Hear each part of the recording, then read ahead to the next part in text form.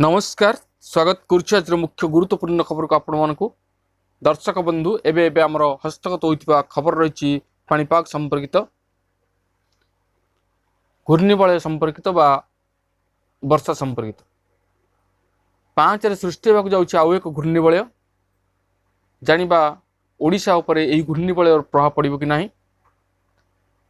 बंगोपसागर रे सृष्टि होइतिबा बात्या फेनल तमिलनाडु उपकूल अतिक्रम कर सारी तेरे 5 रे जो घूर्णिबलय सृष्टि होगा जाऊँगी केउंटर सृष्टि हो एवं यार प्रभाव केउं केउं स्थान को रहिबो जानिबा से संपर्क संपूर्ण विवरणी मुझे आपको वीडियो प्रदान करी से आप निश्चित वीडियो को प्रथम शेष पर्यंत देखिए।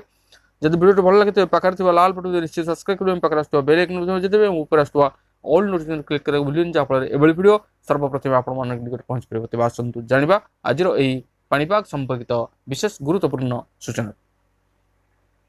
बंगोपसागर सृष्टि होइतिबा बात्या फेनल तमिलनाडु उपकूल अतिक्रम कर सारी गतकाली संध्यार आरंभ होइतिबा लैंडफॉल प्रक्रिया राति प्राय 2टा पर्यंत जारी रही।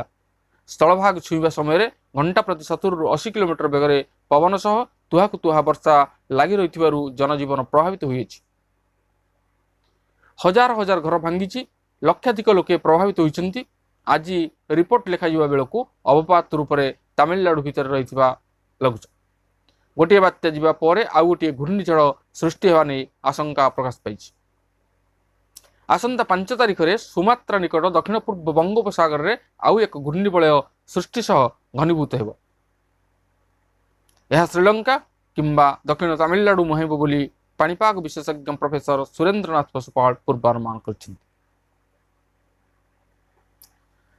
प्रोफेसर पशुपाल कहते जे ओडिशा उपरे यार सीधा प्रभाव पड़ो ना, संभवतः तापमात्रा अधिक रही।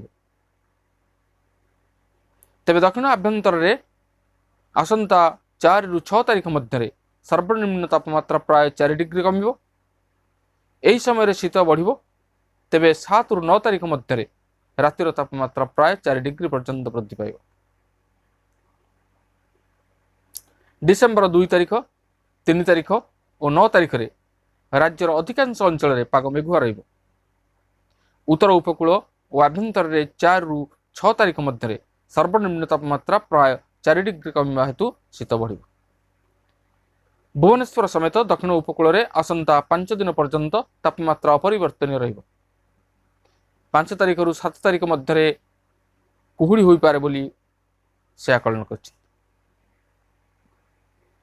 अन्यपटे आंचलिक पाणीपाग विज्ञान केन्द्र पक्षर कहुई आसंता 24 घंटा मध्य दक्षिण और उपकूलर केतेक स्थान एवं 3 तारिख और 4 तारिख मध्य दक्षिण ओडिशा रे हालुकारु मध्यम धरण वर्षा होई पारे। बाकी जिला गुड़िक कोहला पाग लगी रहिबो।